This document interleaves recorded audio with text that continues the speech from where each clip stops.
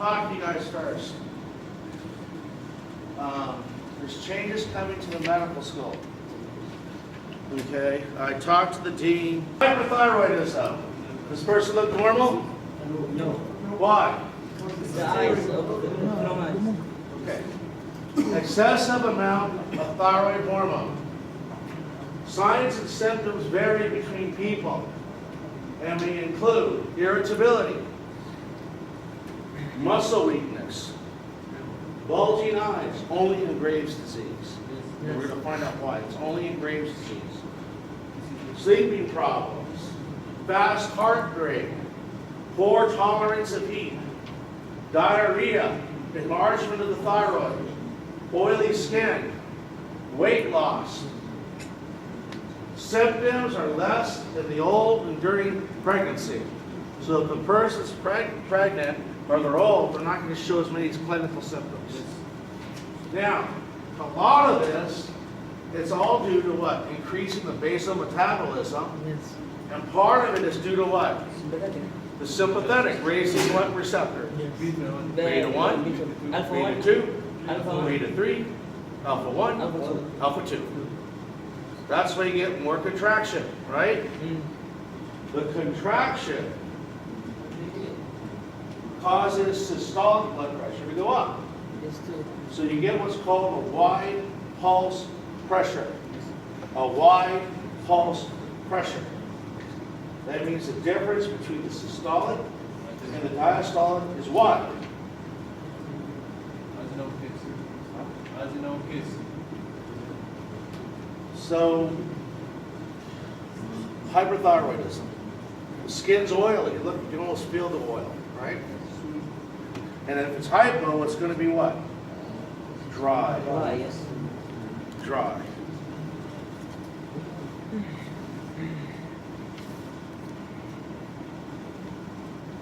Hyperthyroidism. Tremors, right? Yes. Diarrhea. Menstrual changes.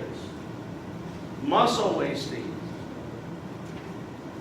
Systolic blood pressure, causing a wide pulse pressure, tachycardia, and sometimes enlarged goiter. Sometimes bulging eyes. Okay. Doctor, excuse me. What about if it is normal in this side? Like in our case? Then it might be borderline hypothyroidism. Not Remember, if there's 10 clinical symptoms, you will never in your life see that patient. That patient doesn't exist. Usually they'll have most of the symptoms, not all of them. For any disease, if they have Cushing's, they'll have most of the symptoms, not all of them. Most of medicine becomes an art. Because these are the symptoms. If I got 100 of you, these are the symptoms I find. But probably no one in the 100 has all of the symptoms. Okay? Graves' disease. This is the #1 cause of hyperthyroidism. It's autoimmune, in which the antibodies bind the TSH receptors. TSH causes more what? More thyroxine plus more growth. Goiter. Goiter. So in Graves we get a goiter. In Graves we get a goiter. And hypothyroidism. This is autoimmune. Remember clinically when you're in practice that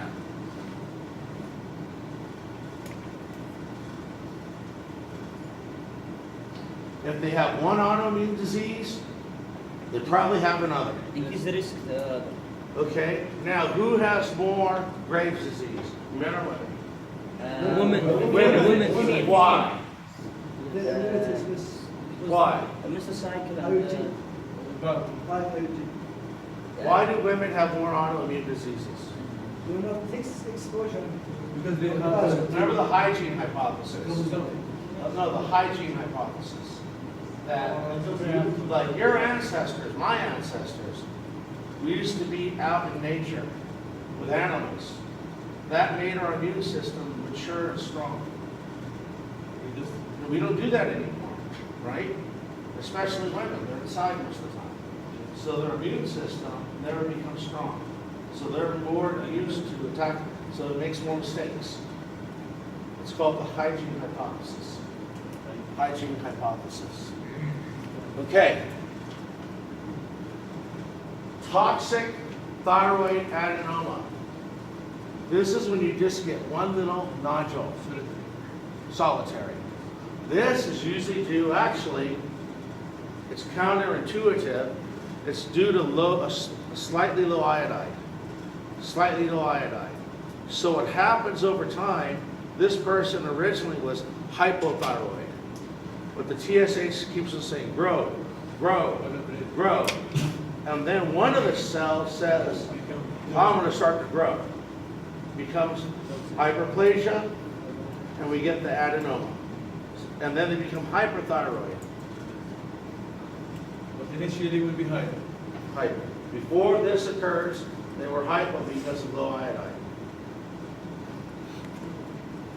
Everyone understand this concept? Okay. Toxic multinodular goiter.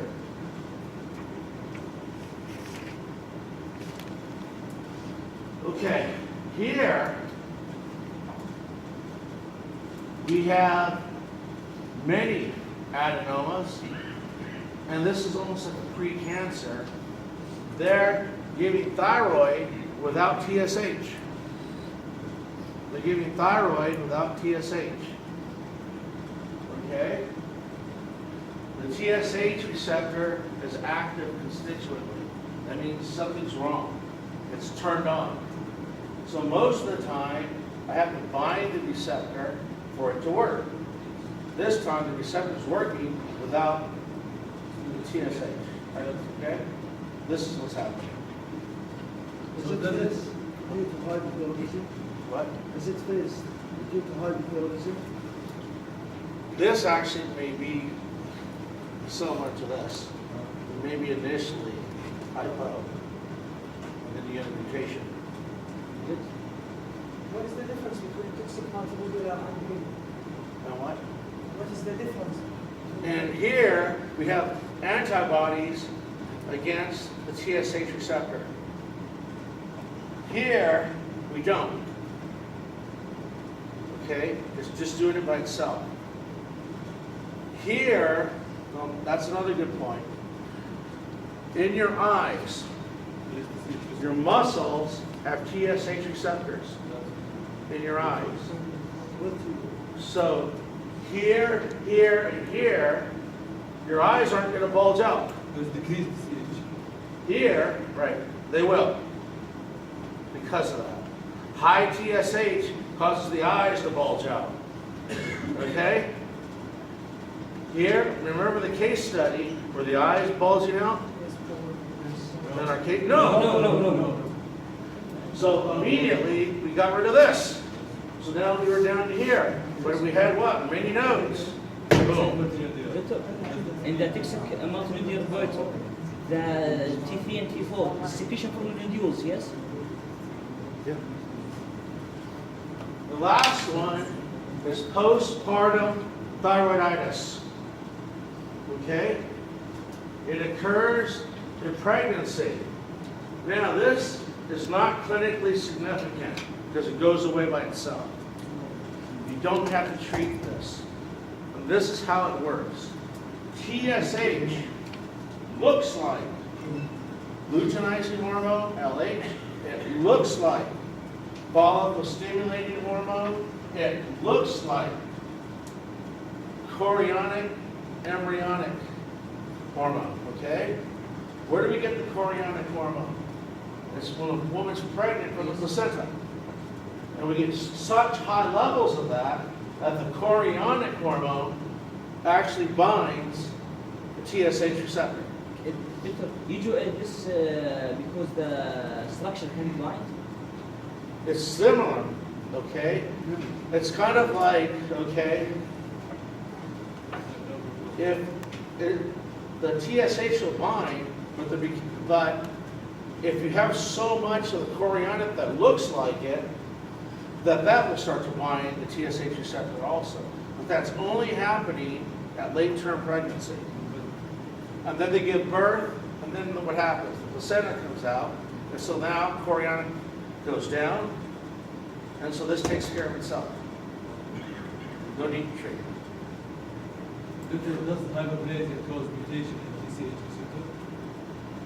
It could. It could. Or the mutation can cause the hyperplasia. But that's a question to learn more about when you get to cancer. And I want to keep it simple right now so you understand the thyroid. Okay?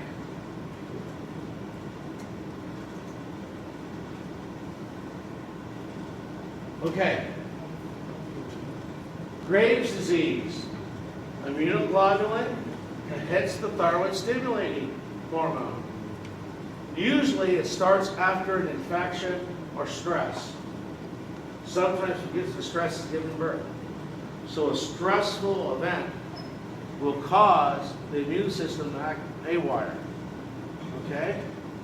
We already know if you're under stress, like before an exam, you guys start to get sick, right? And then you tell the professor, they say you're faking it. And you're in the hospital, but you're still faking it. Right? Okay? And and the professors who are like that are the ones who barely graduated themselves, by the way. Because people see the world like they see themselves. Okay? So if they give you a hard test, they treat you bad, when they were in school, they had a hard time. It's something you learn about people. The way they treat others is the way they look at themselves.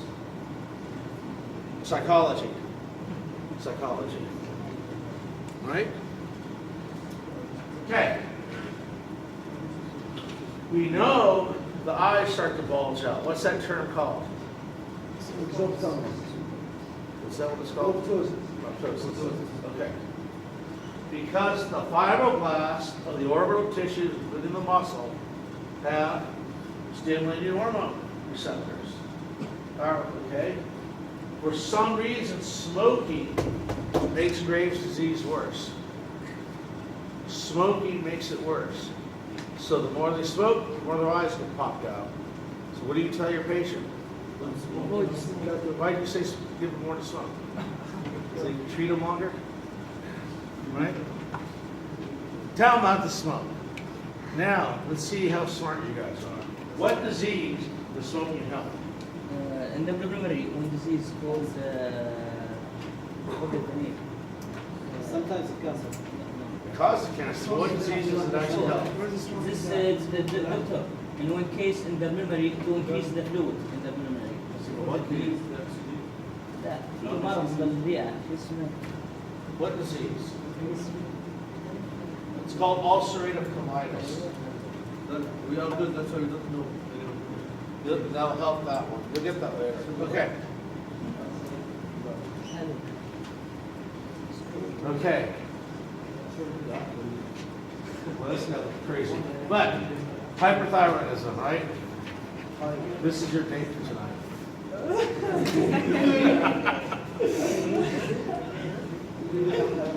What? Make him this one. What's the treatment? Make him this one. You can do that, Beta blocker. but will this go away? If she doesn't pregnant, we give her everything. It's permanent. Make him this one and beta blocker. Their eyes will always bulge out. That means you're going to treat them early. Because if they wait until it's this late, it's too late. Okay, their eyes will permanently be like that. Not medically. Surgery. I don't know. I'm not a surgeon. I don't know if this can be surgically treated. You know, I don't know. I know medically it can't. I'm not sure it can by surgery. Okay. Looks like a serial killer, right? Doctor, Yeah. okay, block the symptoms, the symptoms. Yeah, but it's but when this happens, it's already permanent. So you gotta treat them early, before this happens. They're gonna walk around for the rest of their lives looking like that. So I don't know what happened. Okay. Now let's look at some of the inhibitors. Some of the inhibitors. This is the synthesis. What? Hyperthyroidism. Okay, so the first one is the sodium iodide symporter inhibits that. Remember, that's the first step. Bringing iodide in. Okay, we're not going to usually treat people with this because it causes aplastic anemia. What's aplastic anemia? That means your bone marrow stops producing blood. If you're not producing blood, what happens? Huh? What happens? What happens? You stop producing blood. Clotting the blood. Huh? What's going to happen? What's going to happen? They're going to put a white shroud around you, and they're going to put you in a hole because you're going to die. That's what's going to happen. No blood. No oxygen. No white blood cells. Infections. And they'll have to give you blood all the time. But then they're going to get other problems like liver failure, and so forth and so on. Okay? This rarely happens. Rarely happens, but it can happen. Doctor, iodine solution, iodine potassium solution, can you use or no? Yeah, we're going to get to that, especially when we get to thyroid storm. Now, perchlorate, thiocyanate, pertecanate, these can block the sodium, they are about the same size as iodide. These anions are about the same size as iodide. These anions are about the same size as iodide. So it will start taking that in also. So in biochemistry, we say this is a competitive inhibitor. Now we can use this for a short time to slow down the thyroid. But after a while, we'll upregulate sodium iodide, and so we'll lose the effect. Where this is clinically significant is we can find perchlorate, thiocyanate, and pertecanate. We can find those in contrast media. In contrast media, like when we do x-rays and CT scans, those type of things. What this means is sometimes if a person has contrast media, for a few days it will be hypothyroid.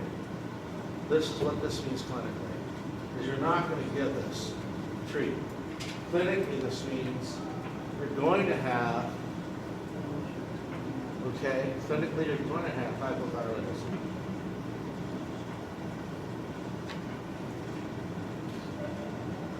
All right? If you have nothing else, you can use it. But do you want to risk this? Probably not. Because this only lasts a few days also. Because after a few days, you upregulate sodium iodide symporter. Okay? What do you mean by constructive? That's the media that you use to make CT scans, x-rays look better, so you can see more definition of the body.